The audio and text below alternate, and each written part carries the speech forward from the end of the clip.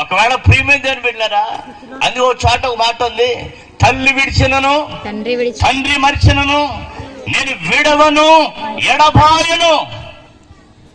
నా దేవుడు నిత్యము నీతో కూడా ఉండేవాడు. ఒకవేళ తల్లి తండ్రి లోకాన్ని విడిచిపెట్టి వెళ్ళిపోవచ్చు, బంధువులు నిన్ను విడిచిపెట్టి వెళ్ళిపోవచ్చు, స్నేహితులు నిన్ను విడిచిపెట్టి వెళ్ళిపోవచ్చు, ఆస్తి అంతస్తు నిన్ను విడిచిపెట్టి వెళ్ళిపోవచ్చు, ఆరోగ్యం నిన్ను విడిచిపెట్టి వెళ్ళిపోవచ్చు, డబ్బు నిన్ను విడిచిపెట్టి వెళ్ళిపోవచ్చు. కానీ నిత్యుడగు తండ్రి నా ప్రభు అయిన యేసుక్రీస్తు వారు నీవు ముదిని వచ్చు వరకు, ఆయన రాజ్యము చేరేంత వరకు నీతో కూడా నిత్యము ఉండగలిగిన సమర్థుడు నా ప్రభు అయిన యేసుక్రీస్తు వారు ఒక్కరే. దేవుని స్తోత్రం. నువ్వు అనుకోవచ్చు, నాకెవరు లేరు, నా సహవాసం ఎవరు లేరు, నన్ను అందరూ పట్టించుకోవట్లేదు అనుకోవచ్చు. ఈరోజు ఏసీ నువ్వు అడిగితే, యేసయ్యా నువ్వు నిత్యుడగు తండ్రి వెంట కదా,